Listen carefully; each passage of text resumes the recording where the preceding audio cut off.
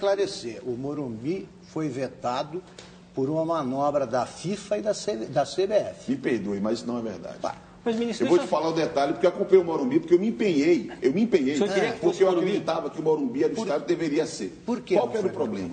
Para ter um estádio, você frequenta o Morumbi, já conhece o Morumbi. Isso. Para ter um Morumbi num padrão internacional adequado para um jogo de abertura, com dezenas de chefes de Estado, com dezenas de profissionais, milhares de profissionais de mídia, o Morumbi teria que ter tantas reformas que apenas o São Paulo, isoladamente, não conseguiria cumprir com o orçamento dessas reformas. Mas, como o Corinthians gastaria... Essa é uma decisão o Corinthians é meu time, mas o Corinthians está no chão. Se ele ficar pronto, ele vai ficar 5 minutos antes da bola rolar em campo. A reforma do Morumbi não custaria tanto quanto vai custar o estádio do Corinthians. Mais que isso, ministro. Mas essa é uma decisão de São Paulo. Não porque quem indicou que o estádio seria do Morumbi e depois decidiu apoiar. Veja, olha os jornais. Está o governador de então, de São Paulo, o prefeito, com o presidente do Corinthians de braços dados. Mas o senhor não tem poder de veto, opinião? Não, de veto, o Brasil é uma federação, a cidade e o Estado têm responsabilidades, tem parte dos compromissos que assumiu com a FIFA. E nós temos que partilhar essas responsabilidades. Aliás, isso daria um programa inteiro, né, ministro? Agora a gente tem que voltar a uma outra questão. Pois é. Pegando cada ano no que a Marília falou, acho que o que me causa a maior estranheza é que a gente até agora não sabe onde vai ser a abertura da Copa do Mundo, porque só fortalece esse pensamento que a Marília acabou de dizer. Quer dizer, nesse momento, adiar esse anúncio só serve para barganhar, ministro. Você sabe, Vladimir, você acompanha o esporte mais de perto. Eu já me manifestei formalmente, inclusive, comuniquei à FIFA a nossa posição de governo no Brasil. Acreditamos que a decisão da abertura deve ser o mais cedo possível. Por quê? Já é tardio, a FIFA aguardava São Paulo. Isso aí é inescapável. A FIFA aguardava São Paulo. Por quê? Está aguardando, porque todo mundo né? sabe que São Paulo é a cidade brasileira, que tem o maior número de hotéis, a melhor infraestrutura, destino dos voos internacionais. Então, é lógico que São Paulo tem um protagonismo. E a FIFA não queria decidir onde vai ser a abertura sem ouvir São Paulo. Essa é a questão. São Paulo. E o governo não queria aplicar dinheiro e acabou se desmentindo. Exatamente e aplicou. isso.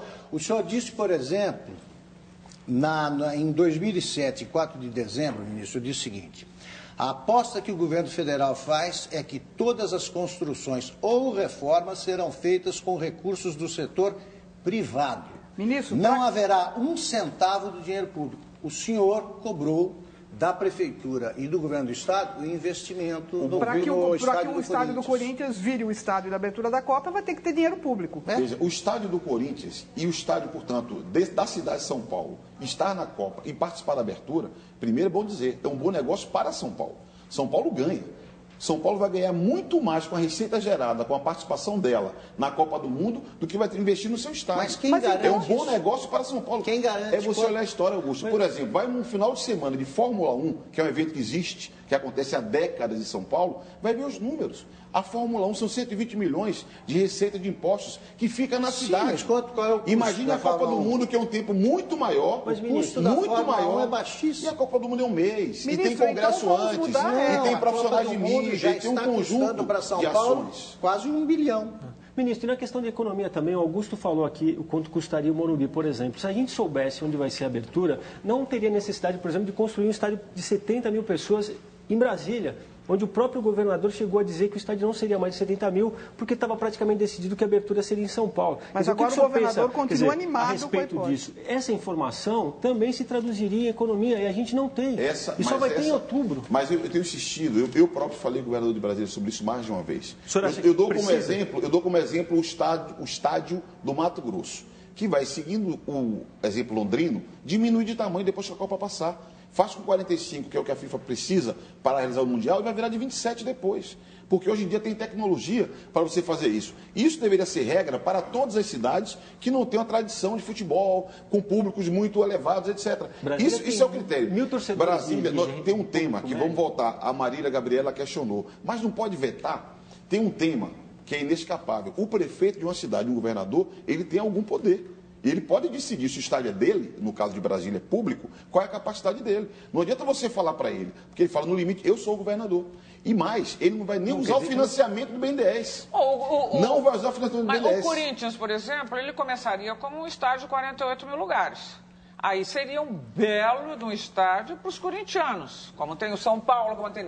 Mas aí, para ele abrir, para sediar a abertura, ele aumentou para quanto?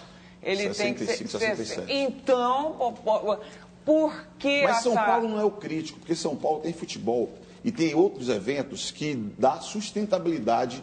No caso da dimensão do estádio, o problema, Gabi, está fora daqui. Porque São Paulo tem uma agenda muito forte e consome. Agora, eu chamo a atenção para vocês de um aspecto. Quando nós criamos uma linha de financiamento no BNDES, estabelecemos um teto financeiro de 400 milhões, não foi um número cabalístico.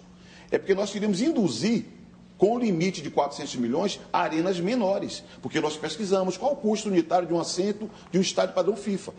Acrescentamos o valor de acessibilidade e chegamos no valor. Agora, se o prefeito, o governador ou o dono de um estádio, além do limite, porque quer fazer maior, Ministro, esse teto o financiamento nosso tem um teto, tem um limite. Quem quis? A sede do jogo numa cidade, quem decide é o governo do estado. Então foi o governo do estado que resolveu que o Itaquerão tinha que ter esse tamanho, é isso? E acredito que o governo decidiu brigar pela abertura em São Paulo. Que não, mas, ministro, uma outra questão. Quem constrangeu o governo do estado a botar dinheiro?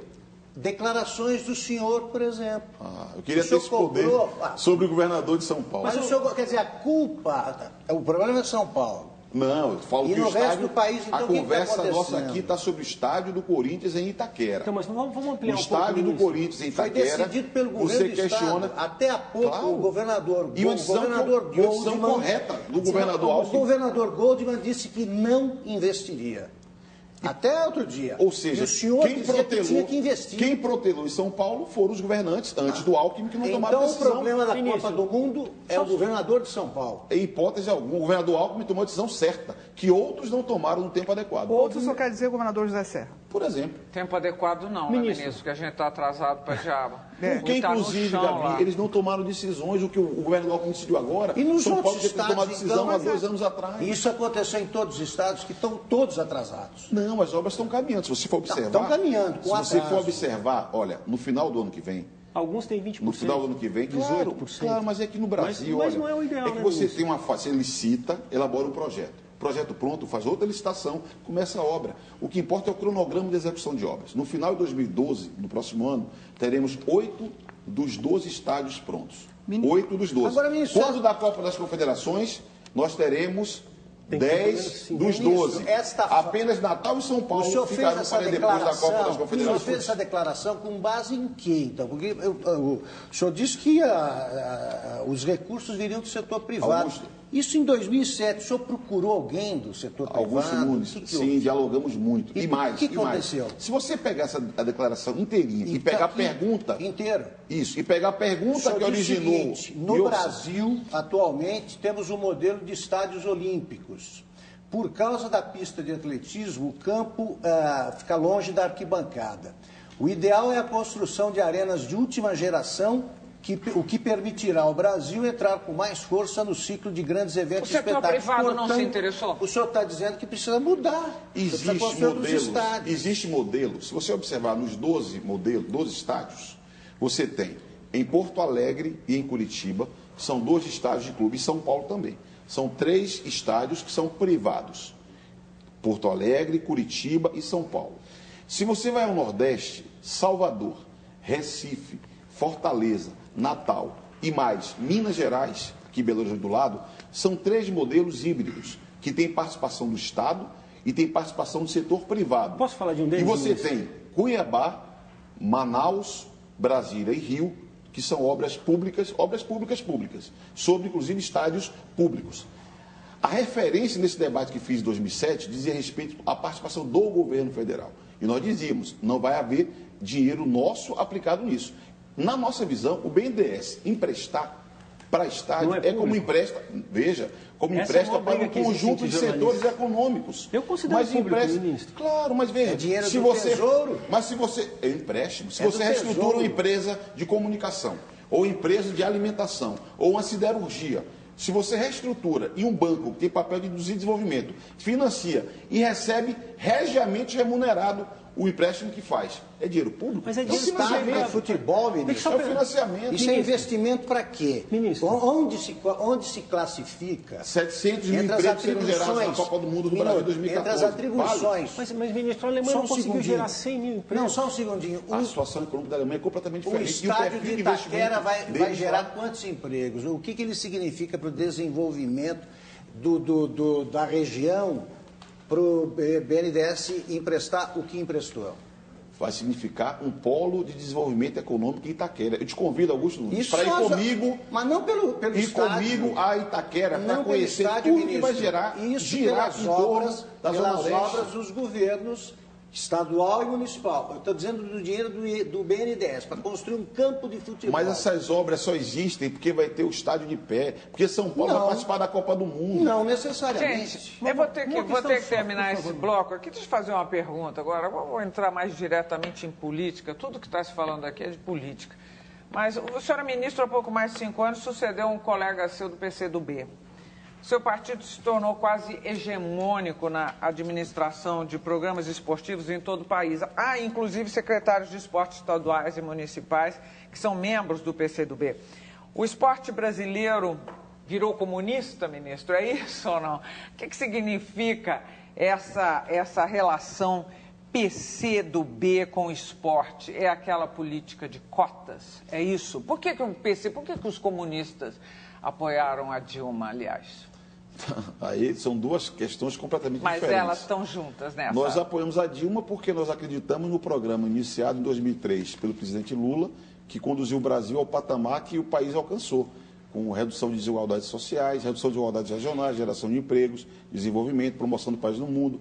Então, nós acreditamos que o Brasil foi bem nos 8 anos dirigidos pelo presidente Lula. E acreditamos que a presidenta Dilma dá sequência e faz avançar muitas dessas conquistas. Essa é a lógica, digamos assim, genericamente, do apoio à presidenta Dilma. E a participação no Ministério do Esporte foi uma experiência positiva. O Aguinaldo Queiroz, ministro de então, fez um bom trabalho. Se nós observamos, Gabi, os dados de resultado do Brasil em competições internacionais, há uma evolução, mas ainda está muito aquém daquilo que nós queremos evoluir. Tanto nós trabalhamos com a lógica que em 2016 nós temos que reestruturar o modelo para, a partir de 2016, no Rio de Janeiro, aproveitar inclusive, ter um modelo mais sustentável, uma participação mais relevante. Nós temos números que mostram a participação de esporte na escola que melhorou, mas ainda queremos aumentar muito mais. Nós queremos que a escola e a universidade seja a base da formação do esporte no Brasil. E pelo menos 13 mil contratos foram feitos nesse período para melhorar a infraestrutura. Pequenas obras, numa escola, numa praça, mas que repercutem na produção de esporte, de saúde, da atividade física. Eu poderia falar de uma agenda que nós realizamos.